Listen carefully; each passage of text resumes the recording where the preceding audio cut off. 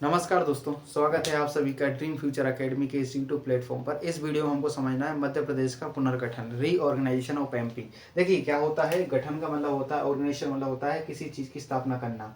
और यहाँ पर लिखा है पुनर, पुनर मतलब होता है पुनः, दोबारा स्थापना करना, रीऑर्गेनाइज करना, फिर से उसको स्थापना करना। तो देखिए जो आज आपको एमपी दिखाई देता है, कुछ ऐसा दिखाई देता है, ये पहले ऐसा नहीं था।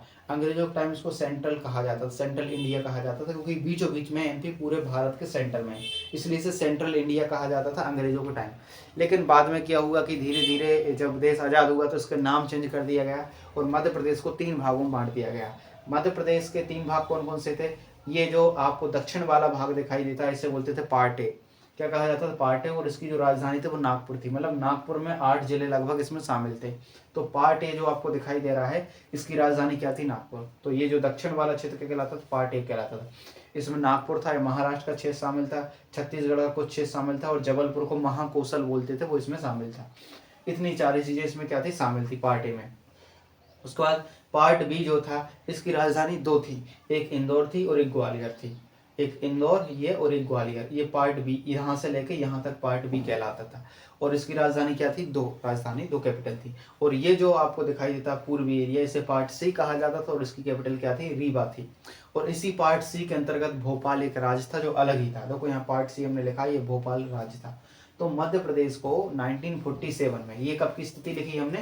1947 की लिखी है। तो 1947 में मध्य प्रदेश के कितने भाग थे? 3 भाग थे, part A, part B, part C. और भोपाल भी इसी पार्ट सी के अंतर्गत आता था, हालांकि भोपाल एक अलग राज्य हुआ करता था। तो देखते हैं, थोड़ा सा इसको समझते हैं।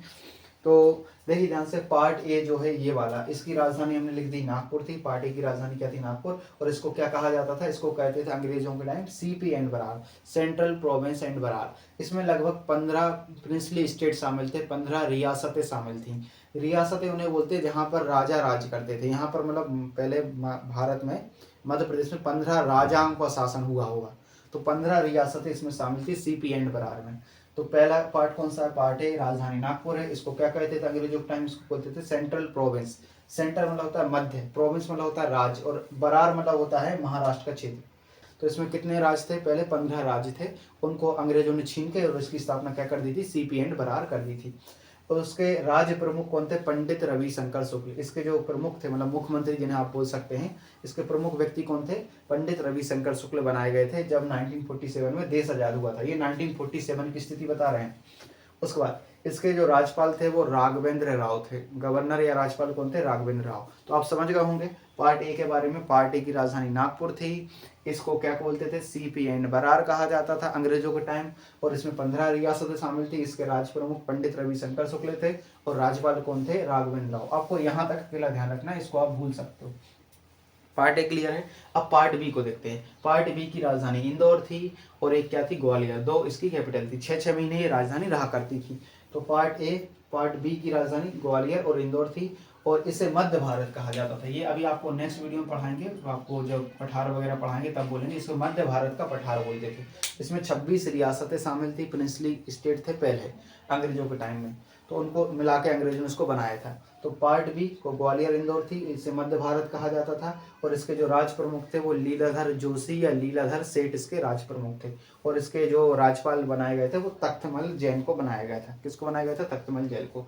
तो ये हो गया पार्ट बी, जिसकी राजधानी इंदौर ग्वालियर और इसके ये विशेषता है। इसको मध्य भारत कहा जाता था। तो पार्ट ए को CP and Berar, part B को मध्य भारत का पठार और पार्ट सी को विंध्यन प्रदेश कहा जाएगा। ये पार्ट सी जिसकी राजधानी रीवा है, पार्ट सी जिसकी राजधानी क्या थी? रीवा थी। और इसको विंध्यन प्रदेश कहा जाता था। और इसमें 35 प्रिंसली स्टेट थे, रियासतें थी। और इसके जो प्रमुख थे वो थे शंभुनाथ शुक्ला, शंभुनाथ शुक्ल या शंभुनाथ शुक्ला। तो पार्ट सी हो गया। और पार्ट जो सी था इसी के अंतर्गत भोपाल आता था। हालांकि इसका अलग से नहीं था, भोपाल एक अलग ही राज्य था। तो भोपाल अलग था, जिसकी राजधानी भोपाल ही थी। और ये जो था इसमें एक ही रियासत थी भोपाल। और इसके प्रमुख थे मोहम्मद हमीदुल्ला। मोहम्मद हमीदुल्ला इसके प्रमुख थे। और इसके जो पहले मुख्यमंत्री बनाए गए थे वो थे डॉक्टर शंकर दयाल शर्मा जी। आप डॉक्टर शंकर दयाल शर्मा जी के बारे में जानते होंगे, ये भारत के राष्ट्रपति भी रहे हैं 1992 से लेकर 1997 तक, मतलब काफ़ी ज़्यादा बाद में। और ये मध्य प्रदेश को उस टाइम के लिए कौन थे, सीएम थे।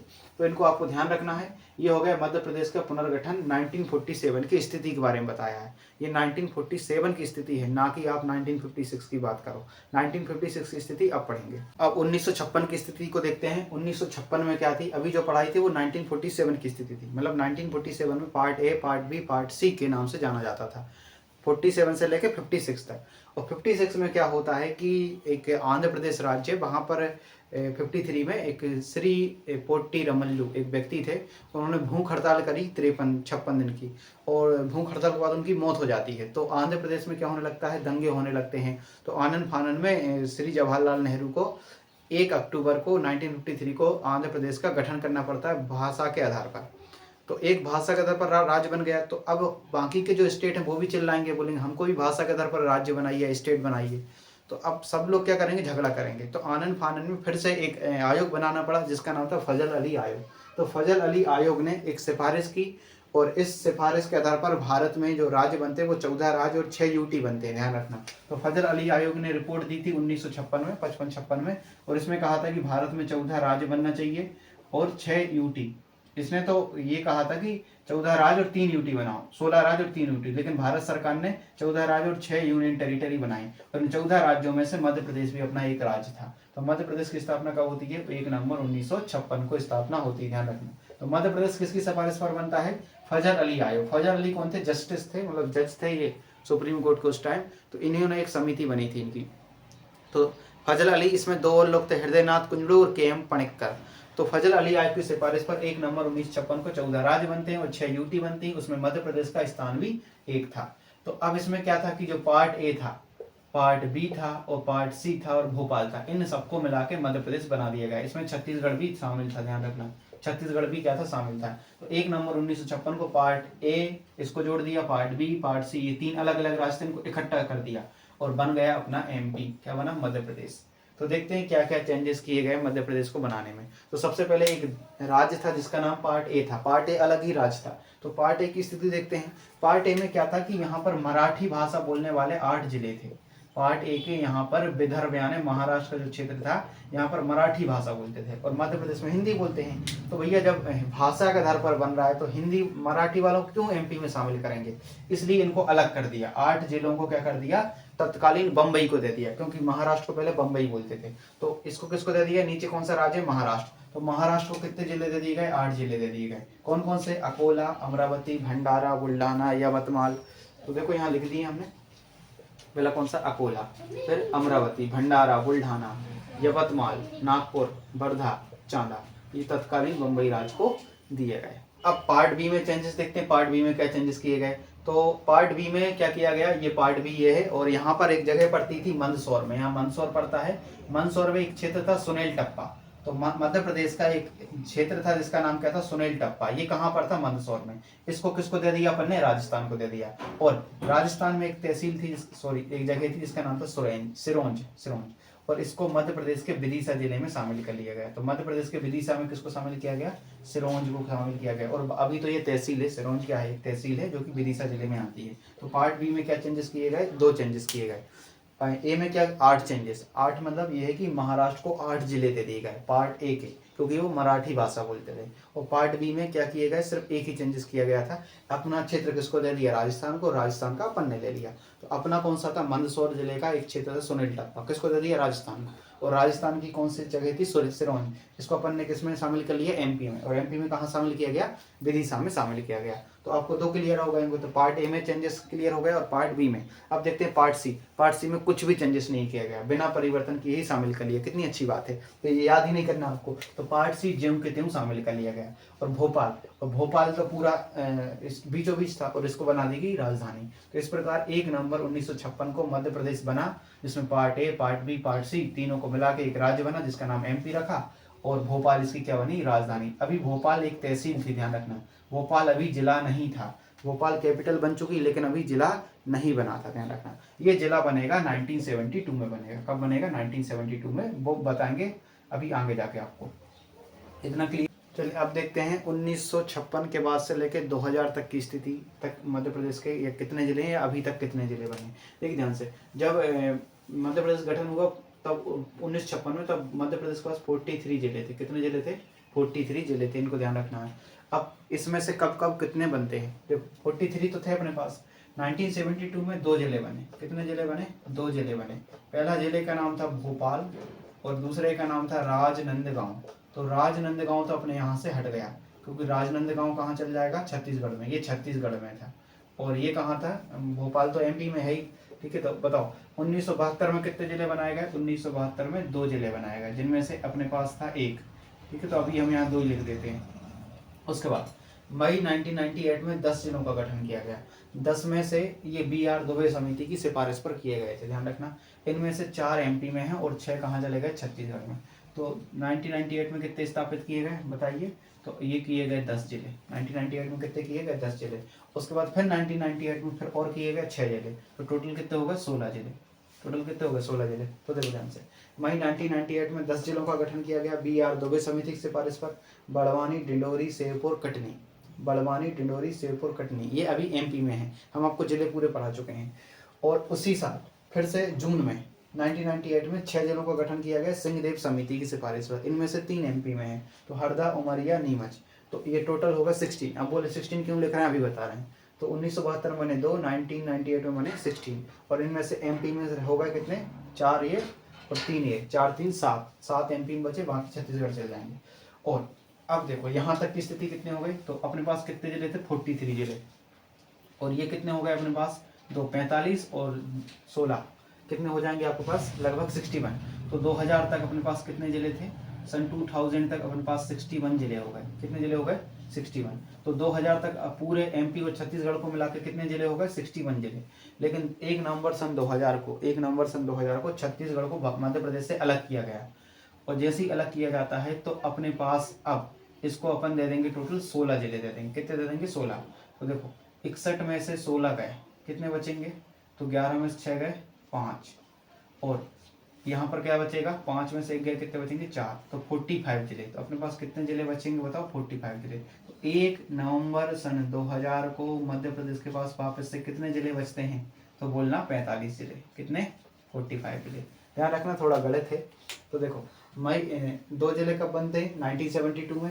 1998 में 16 जिले बनेंगे और 2000 में ये 16 जिले जो एक्स्ट्रा बने थे वो अपन ने किसको दे दिए? छत्तीसगढ़ को। और अपने पास अब वापस से कितने बचते हैं? अपने पास वापस बचते हैं 45 जिले बचते हैं। 2000 में अपने पास कितने थे? 45। और आज अपने पास कितने हैं? 55 है। तो अब देखते हैं 10 जिले कब कब बनते हैं। तो यहाँ तक की कहानी क्लियर है। ये सिंहदेव समिति। अब देखिए 2003 में अपन ने 3 जिले बनाए गए। एक बनाया गया बुरहानपुर, ये किया था खंडवा से अलग होकर। तो 2003 में कितने जिले बने? 3 जिले। एक बना बुरहानपुर यहाँ पर है, ये खंडवा से अलग होकर बना है। दूसरा है अशोकनगर, ये गुना से अलग होकर बना है। आपको अशोकनगर पता होना चाहिए कहाँ है।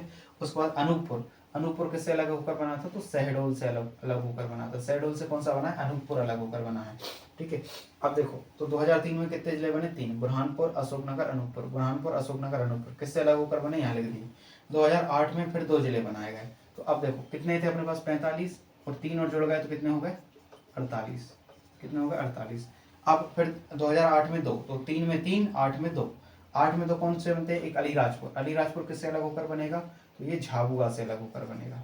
अलीराजपुर किससे अलग होकर बनेगा? यहाँ पर अलीराजपुर है, ये झाबुआ से अलग होकर बनेगा। और एक बनेगा सिंगरौली, ये सीधी से अलग होकर बनेगा। तो 48 और 2 कितने हो गए अपने पास?